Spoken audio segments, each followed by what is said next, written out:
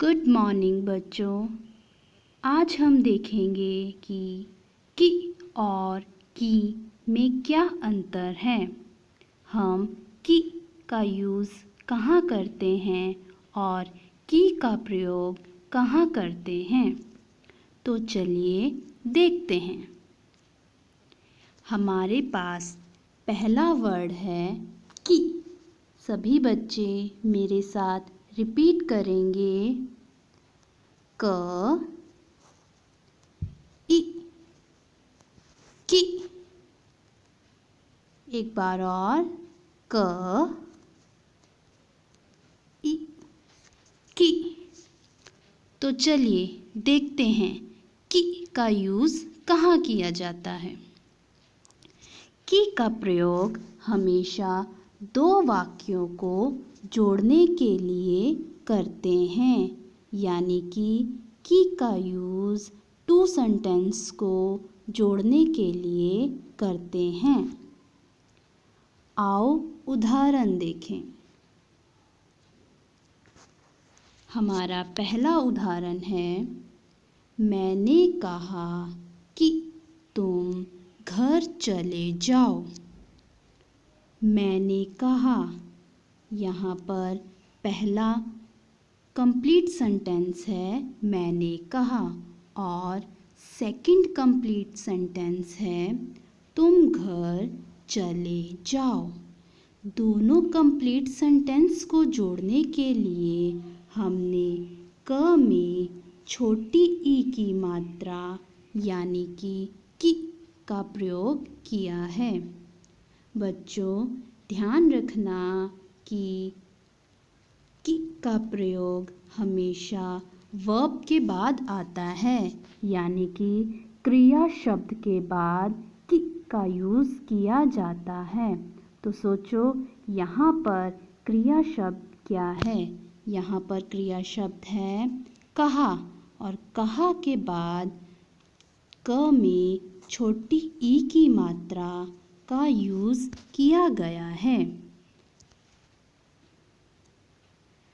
हमारा अगला उदाहरण है, मैंने सोचा था कि आज बारिश होगी। मैंने सोचा था। ये हमारा पहला कंप्लीट सेंटेंस है। दूसरा कंप्लीट सेंटेंस, आज बारिश होगी। दोनों कंप्लीट सेंटेंस को जोड़ने के लिए हमने क में छोटी ई की मात्रा यानी कि का प्रयोग किया। और इसका दूसरा रूल क्या है, सोचा था। ये वर्ड क्रिया शब्द है। सोचा था एक क्रिया शब्द है। क्रिया के बाद हमेशा क में छोटी ई की मात्रा का यूज़ होता है। क ई की। अगला उदाहरण देखते हैं, राम ने देखा कि राधा जा रही है। बच्चों सोचो इसमें पहला कंप्लीट सेंटेंस कौन सा है। पहला कंप्लीट सेंटेंस है राम ने देखा, and the another one is Radha जा रही है।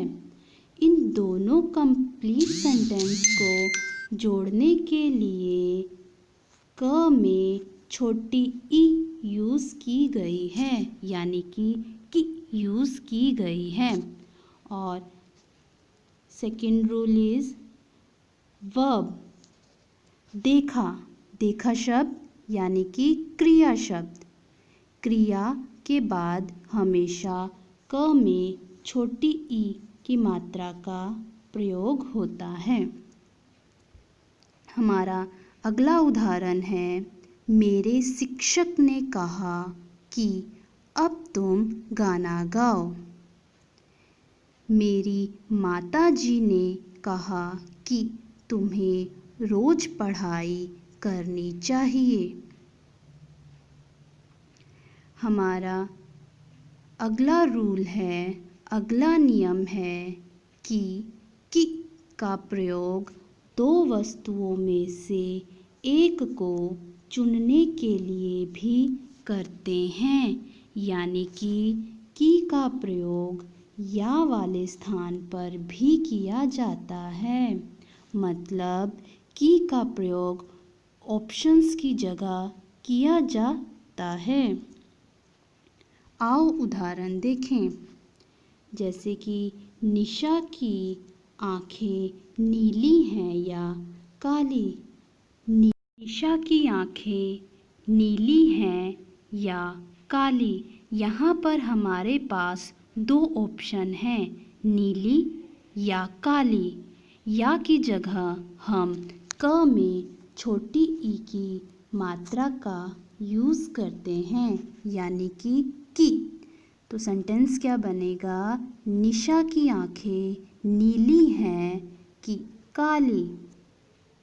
तुम्हें केला चाहिए कि सेब। यहाँ पर आपके पास दो ऑप्शन हैं, सेब या केला। तो यहाँ पर हमारे पास की कौन सी यूज़ होगी? क में छोटी ई की मात्रा की। तुम्हें केला चाहिए कि सेब। हमारा अगला उदाहरण है, तुम्हें लाल पसंद है कि हरा। तो इसमें की कौन सी यूज़ हुई? क में छोटी ई की मात्रा की। तुम्हें लाल पसंद है कि हरा। अब हम देखते हैं क में बड़ी ई की मात्रा यानी कि की का प्रयोग कहाँ होता है। एक बार मेरे साथ रिपीट करेंगे। क ई की। दोबारा से क ई की। तो चलिए देखते हैं कि हम की का यूज़ कहाँ करते हैं। की का यूज़ संज्ञा या सर्वनाम शब्द के बाद आने वाले अन्य संज्ञा शब्दों के बीच की का प्रयोग होता है। यह दो शब्दों को जोड़ने का कार्य करता है। बच्चों ध्यान दो, क में छोटी ई की मात्रा की दो वाक्यों को जोड़ने का काम करता है, जबकि क में बड़ी ई की मात्रा दो शब्दों को जोड़ने का काम करता है। आओ उदाहरण देखें। ये रोहन की दादी जी हैं। तो बताओ बच्चों, रोहन कौन सा वर्ड है? रोहन नेमिंग वर्ड है, यानी कि नाम वाले शब्द हैं, यानी कि संज्ञा है। संज्ञा शब्द को जोड़ने के लिए हम क में बड़ी ई की मात्रा का यूज़ करते हैं। यह राम की किताब है। राम कौन सा वर्ड है? संज्ञा। किताब कौन सा वर्ड है? संज्ञा। दो संज्ञा शब्दों को जोड़ने के लिए हम क में बड़ी ई की मात्रा यानी कि की का यूज़ करते हैं। अगला उदाहरण देखो। यह वैभव की पतंग है। वैभव यानी कि संज्ञा शब्द, पतंग यानी कि संज्ञा शब्द। शब्दों को जोड़ने के लिए हम क में बड़ी ई की मात्रा का यूज़ करते हैं। वैभव संज्ञा शब्द है, पतंग संज्ञा शब्द है।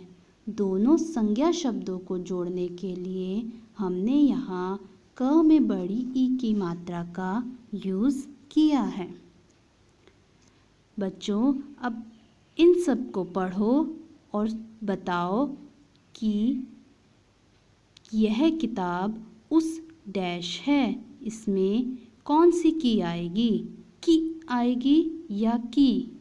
सभी ने इसको अच्छे से करना है।